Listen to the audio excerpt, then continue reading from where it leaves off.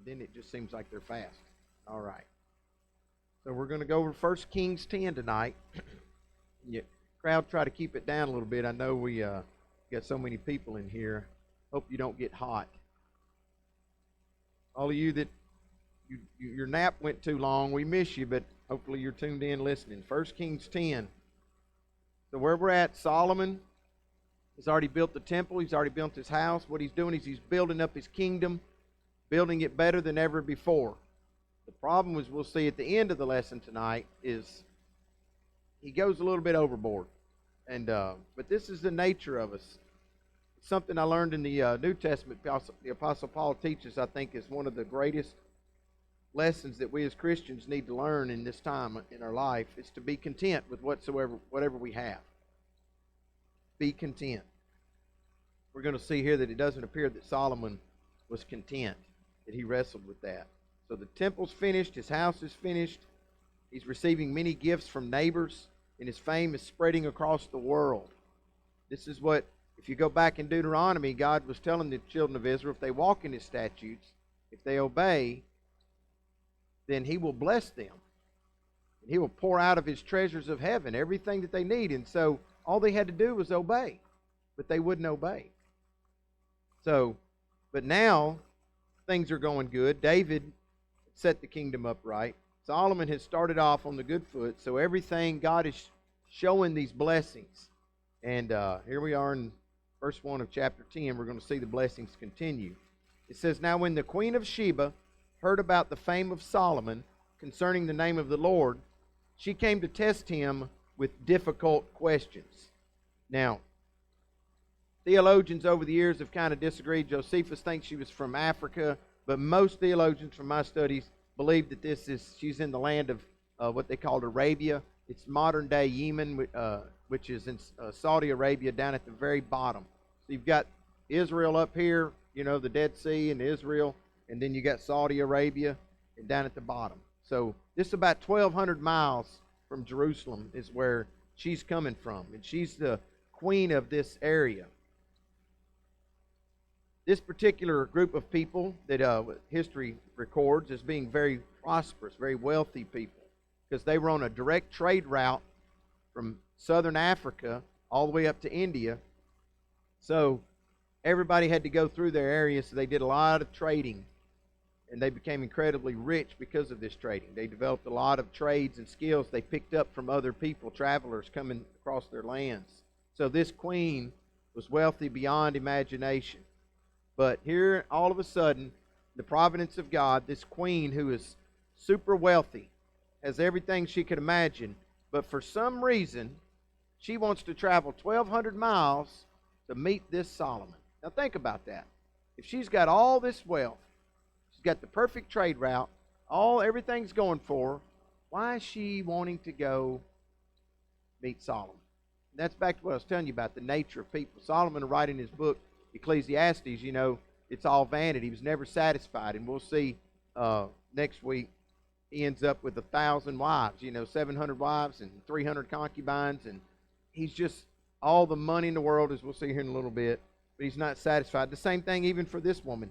She hears about Solomon, and she has to go up there to see who this man is. She wants to find out what all is going on. And possibly, it makes sense to me that this is a good business move for her people, to be in good standing. Because what have we been learning all through these Old Testament studies? There's constant wars, right?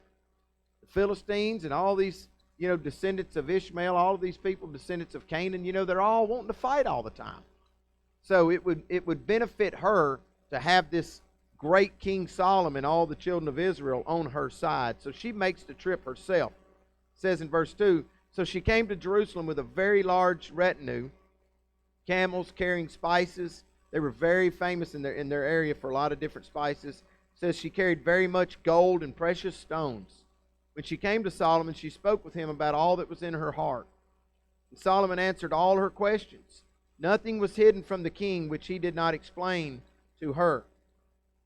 Shows you a lot of trust on Solomon's part, right? He didn't know who this woman is. All of a sudden, and he's just bearing his heart to her. He's telling her everything he knows. He's an open book.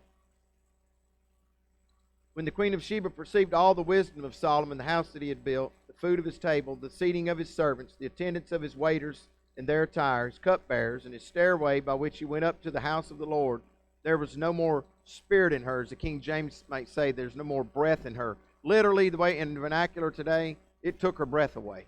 She could not believe all that she is seeing. Now, this was a very wealthy woman. This area where she come from, she was very wealthy. But she's seen nothing like the splendor of Solomon, what all he has created. She thinks she's one of the most wealthiest people in the world, but now she's really seen what Solomon's God could do. And it says literally that her spirit was no more in her. Then she said to the king, it was a true report, which obviously doesn't mean that she literally quit breathing. She didn't die, because she instantly, in the next verse, says something to the king, right? Proving that she didn't lose her voice. She didn't die. She said to the king, it was a true report which I heard in my own land about your words and your wisdom. Nevertheless, I did not believe the reports until I came and my eyes had seen it. And behold, the half was not told me. You exceed in wisdom and prosperity the report which I heard. Now, what did Solomon first ask God for? Remember when he became king? He asked him for wisdom. And God gave him wisdom greater than any man in the world. Wisest man that's ever lived. In fact, remember the story immediately with the two women fighting over the baby, and Solomon decided to give the baby cut the baby in half, and the real mother said, no, don't cut the baby in half. That was the first test of his wisdom. It was popular in those days, in the ancient days, to test people with a lot of riddles and little things like that. That's how they tested the smartness of people. So she said, I did not believe the reports about you until I came and my eyes had seen it. She came to see for herself, and half of it was not even, she's saying that the half was not even told to her. And there's so much more about Solomon and his house and his temple and all of this area that they didn't even describe to me. She said, you exceed in wisdom and prosperity from what I had heard. How blessed are your men? How blessed are these your servants? Even the servants are blessed who stand before you continually and hear your wisdom. They're not just blessed in physical things. They're blessed what? In hearing the wisdom of God, which is coming from God. That's what they're hearing. So she says they're blessed to hear your wisdom. Blessed. And then notice this. Now this will remind you kind of what we're seeing on Wednesday night with Nicodemus. Oh, your God is the God of all gods, right? You would think that Nicodemus is becoming a believer. Just like here. Blessed be the Lord your God, who delighted in you to set you on the throne of Israel. Because the Lord loved Israel forever. Therefore he made you king to do justice and righteousness. She gave the king 120 talents of gold and a very great amount of spices and precious stones. Never again did such abundance of spices come in as that which the queen of Sheba gave King Solomon. So we got this Gentile, pagan, idolatrous, godless, lawless woman. Remember, anybody outside, they don't know the true God. They don't know. That's what the children of Israel were supposed to be doing. They were a light to the nations. They were supposed to go into the world just like we are. So this woman doesn't know God. She's a pagan. She's idolatrous. And she's a queen of a bunch of pagan people. But she hears about this man who has the wisdom of the God of the Israelites, and she has to go all the way up to see him. And it was more than she thought it could be. She's astounded. And she just starts unloading on Solomon all of these treasures after treasures after treasures, and things that, she had brought to him, these precious stones and this gold, okay? He didn't need all that. But what she's bringing it as a way of honoring him. That's what was common in the ancient East. That's what they did with other kings, when they honored them, when they respected them. In my way of seeing it, it's the way they had a little bit of fear of them. Want to make sure they're on the right side. In fact, Jesus mentions this encounter with Solomon and Sheba, the queen of Sheba. Jesus talked about it. That's how important this story was. Look on the screen at Matthew 12. Matthew 12, verse 38 to 42 says, Then some of the scribes and Pharisees said to him, Teacher, we want to see a sign from you. But he answered and said to them, An evil and adulterous generation craves for a sign, and yet no sign will be given to it but the sign of Jonah the prophet. For just as Jonah was 3 days and 3 nights in the belly of the sea monster, so will the Son of Man be 3 days and 3 nights in the heart of the earth. The men of Nineveh will stand up with this generation at the judgment and will condemn it, because they repented at the preaching of Jonah, and behold, something greater than Jonah is here. So these people, they repented just because of one man preaching, Jonah, with one little miracle. But now you've got the Son of God standing in front of you and you won't repent. So these men from Nineveh, they're going to stand in judgment against you. Then he says here in the same passage, the queen of the south, that's the queen of Sheba, the queen of the south, that's the same person, will rise up with this generation at the judgment and will condemn it, because she came from the ends of the earth to hear the wisdom of Solomon. Some believe this is a sign that we know that the people in Nineveh repented, and were believers, and they're thinking maybe the queen of Sheba had become a Christian. In fact, many people from that area came up north to hear a lot of what was going on. But anyway, because she came from the ends of the earth to hear the wisdom of Solomon, and behold, something greater than Solomon is here. So see what he's telling them? In Matthew, Jesus uses this queen of Sheba as an example of someone who came all of this way, out of her way, to meet this Solomon and to understand the wisdom of his God. It said that she gave him 120 talents of gold. Brady, do you know how much an ounce of gold costs today? If you got one little ounce of gold, right? What is that, about a quarter? That size, I don't know. Bigger than a quarter? An ounce.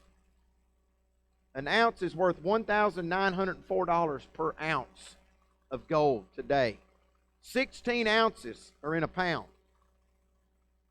Now, 120 talents of gold, see, that's times 75. A talent's 75 pounds. So if you do the math, 9,000 pounds of gold at $30,000 a pound, guess how much she brought him in today's value? $270 million. That's how much gold she brought King Solomon in today's value. Now, if you're like me, I want to go to this area because, now look, I'm going to drift for just a second here. Because we're studying about in Daniel, he tells about the destruction of the temple, 587 BC, when Nebuchadnezzar and the Babylonians went in there and destroyed it. Well, they took all of Solomon's wealth. Now, what happened to it? If you go start studying archaeology and looking at over in Jerusalem, they're always finding gold coins and things like that. But wait till I get to them, I'm going to tell you some more about this gold. But I want to go over there and start digging. That's what I want to do. All I need is a few pounds. I'm happy. You think about how much gold costs. $1,900 an ounce. $30,000 a pound. What would you be content with? How many pounds of gold you want? All right. Remember that word, content. Verse 11 says, also the ships of Hiram, which bought gold from Ophir, brought in from Ophir a very great number of almug trees and precious stones. Now the king made of the almug trees supports for the house of the Lord and for the king's house, also lyres and harps for the singers. And such almug trees have not come in again, nor have they been seen to this day. Now these, what they say, these almug trees are what we call now sandalwood. And it comes from India. That's where this Ophir is over in India. So they come a long way. This is very expensive wood back then. It was very rare wood. It was very dense wood. In fact, it had this ruby red, dark red color. It had a black bark on the outside and a dark red color on the inside. It's very pretty when you look at some of the pictures they have of it. Makes for beautiful furniture and instruments. You know, they use this a lot. And this would be furniture and instruments that would last a long time. In fact, no insects could live in it. You know, they didn't have ways of treating for termites back then, but no insects could live in this wood because of the acids in it. Verse 13 says, and it also said there that he used it for the supports for the house of the Lord and for the king's house. So you can see these beautiful wood features all around.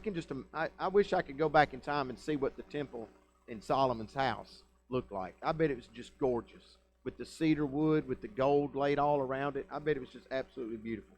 Verse 13 says, King Solomon gave to the queen of Sheba all her desire which she requested, besides what he gave her according to his royal bounty. Then she turned and went to her own land together with her servants.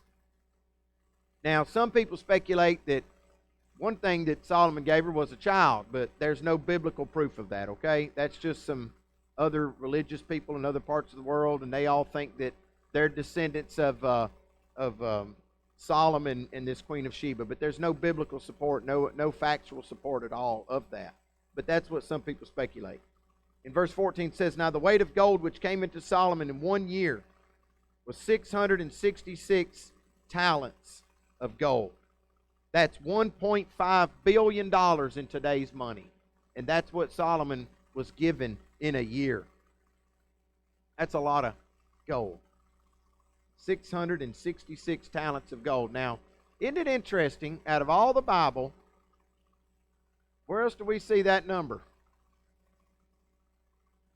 I thought of all the, did they just measure it out exactly 666 talents ago? What is this saying here? So when you get into Revelation, you read that passage, 666 is the number of man, it says. Okay? So is it just saying that this is symbolic of a Solomon? You remember Solomon, who came up under David, appeared to be really good. Things start off great. Is that a picture of the Antichrist that's coming, is going to be really good? In other words, all of us today would look at this man. Maybe we know him today and we think he's a wonderful man. He's a great man. But as time goes, he reveals that he's not a good man. He's actually an instrument of Satan. Is that what's going to happen? Is he coming as Solomon did? Is he going to come very wealthy and then all of a sudden he's going to turn? Is that what that means? I don't know. That's speculation. But you can speculate too. There's no biblical answer why it says that he got 666 talents of gold. And I can see the questions brewing out there on that one. Verse 15 says, Besides that, from the traders and the wares of the merchants and all the kings of the Arabs and the governors of the country, King Solomon made 200 large shields of beaten gold, using 600 shekels of gold on each large shield. He made 300 shields of beaten gold, using 3 minas of gold on each shield, and the king put them in the house of the forest of Lebanon. Now these shields were nothing but show, okay? You don't use gold shields in battle. You know why? Because it's heavy. And guess what? It's soft. Can you imagine going out there with a shield and some guy's sword just sticks into it, or breaks it? So it's only for show. So imagine he's got this big house that he's built, and he's got these big hallways. Remember we read about that, big hallways, and he's like any of us would do today. Solomon don't want his house just bare walls. He's going to, and they didn't have cameras, take pictures of his children and hang up on the wall. So he hangs shields, which is something I was thinking about, honey. We need to get some shields and hang on the walls around the house. We'll get some gold shields and hang them up, with their deer heads and gold shields and some swords. That'd be awesome decoration, wouldn't it, Kylie? So that's all this is decoration. And he's hanging them on the walls. Moreover, the king made a great throne of ivory and overlaid it with refined gold. Can you imagine what this throne looked like with ivory and refined gold over the top? And then verse 19 says, There were 6 steps to the throne, and a round top to the throne at its rear, and arms on each side of the seat, and 2 lions standing beside the arms.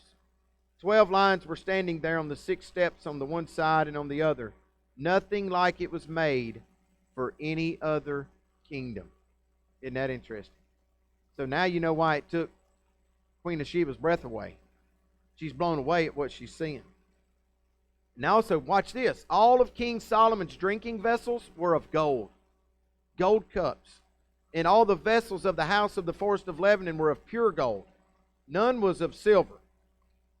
Why? It tells you.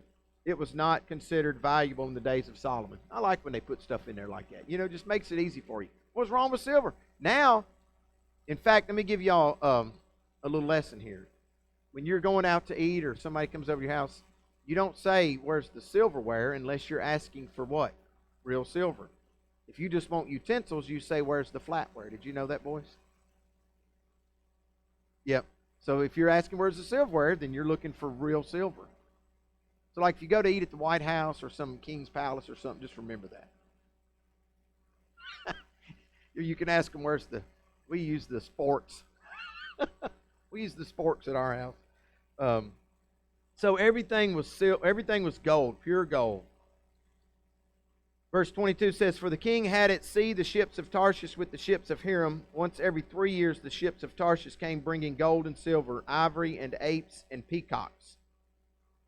Now can you imagine sitting on King Solomon's porch and you're just watching the peacocks roam around and the apes roam around and the almond trees that they planted out there? They're beautiful trees. With the shields. Yeah. All the earth was seeking the presence of Solomon. Now, y'all might think I'm over spiritualizing this, but think about who's the God of Solomon, right? What have we learned in all of our biblical studies about what Christians do in the world? What do we bring into the world? Jesus said, "My peace I give you." We bring a peace into the world. We bring a joy into the world. We bring a love. People that work with you should be saying things like, "Why are you always so on an even keel? Why do you always seem so happy? Why do you always seem so joyful?" You should be hearing things like that. You should find that people are coming to you because they like your wisdom. You talk about things that most people don't talk about. Some people, all they can talk about is football, or all they can talk about is golf, or all they can talk about is what's wrong in the world. But when you start talking about love, joy, peace, patience, kindness, goodness, gentleness, faithfulness, when you start talking about whatsoever things are lovely, whatsoever things are pure, when you start talking about the things of Christ, when you start talking about eternal life, when you start talking about, hey, I understand death, I understand tragic loss, but you know what? I don't grieve as people who don't have hope. When you bring those kind of conversations to people, guess what? People want to be around that. They're drawn to it. That's why Jesus literally said, "When I'm lifted up, I'll draw them into myself." There's something about Jesus Christ that draws the whole world to Him. You can talk to people, Muslim, all kinds of religions, and they'll tell you they have a respect for Jesus Christ. Even, Gandhi, the famous Gandhi said, "I would have been a Christian until I met some of them." See, he didn't like that they blocked him because he was black from coming into the church, so he turned from Christianity. But he loved what he heard about Jesus. But he walked away. But so all the earth was seeking the presence of Solomon to hear his wisdom, which God had put in his heart. And I wanted you to hear from that the Bible says in James, "Let him, if you do not have wisdom, ask of it, and He'll" what? Give it to you. God will give you this wisdom, the wisdom of Solomon. And so we have that put in our hearts. Verse 25 says, "They brought every man his gift, articles of silver and gold, garments, weapons, spices, horses, and mules, so much year by year. And now Solomon gathered chariots and horsemen, and he had 1,400 chariots and 12,000 horsemen." This is a lot more than his father David had, almost double in some areas. "And he stationed them in the chariot cities and with the king in Jerusalem." So Solomon, as I said in the beginning, is building this empire. Solomon is spreading out his kingdom. He's stationing things here and stationing things there. He's gaining all of this wealth. It literally is the greatest kingdom on earth.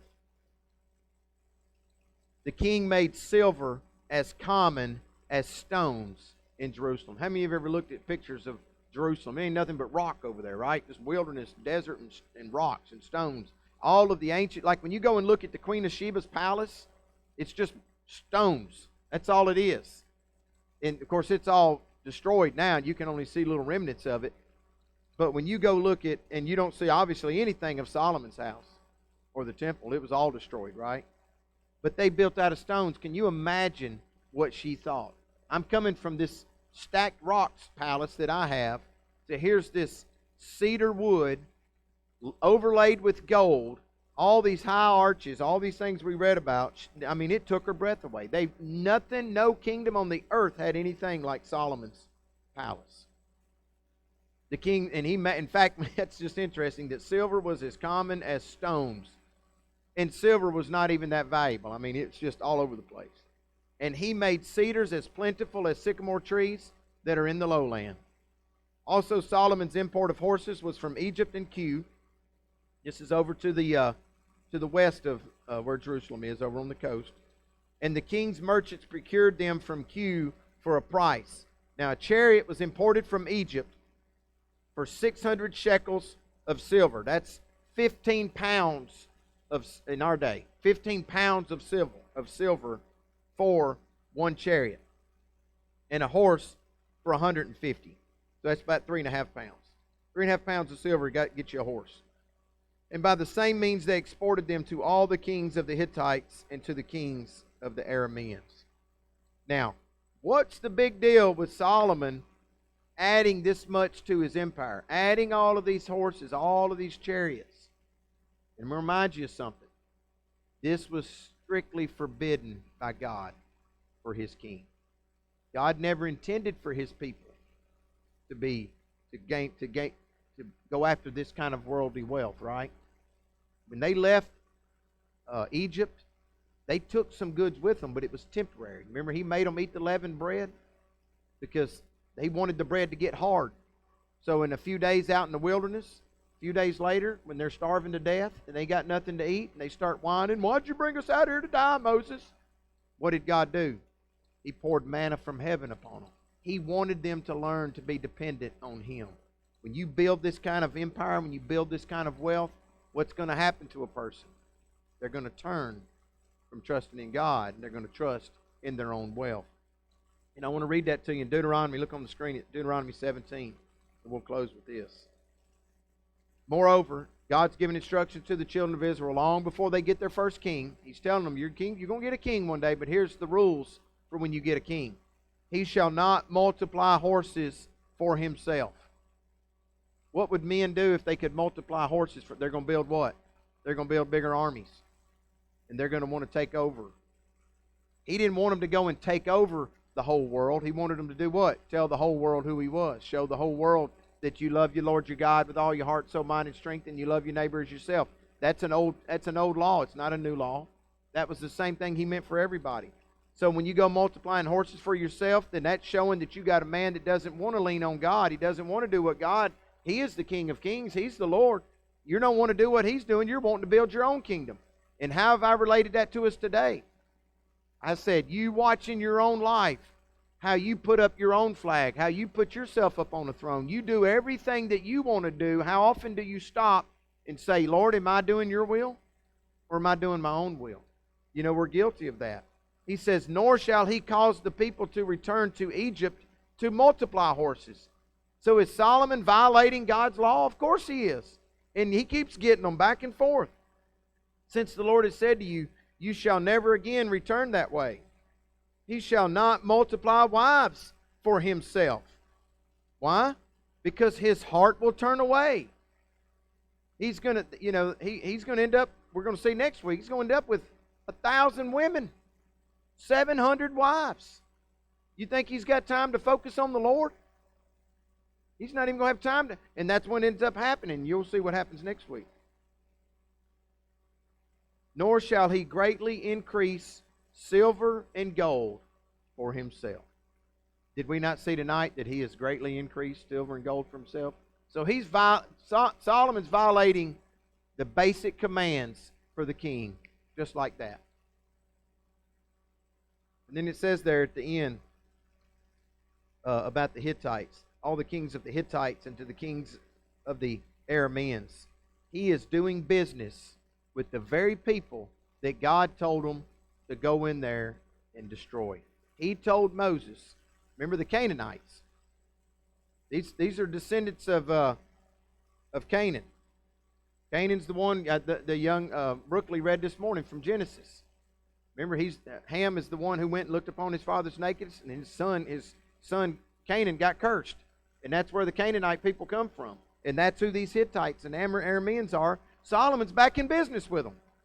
They were supposed to wipe them off the face of the earth, and he's not only is he violating every command that God had given to the kings of Israel, but he's also doing business with the people he was supposed to destroy, and he's taking wives from these foreign, which I'm not going to say more because we're going to talk about that next week.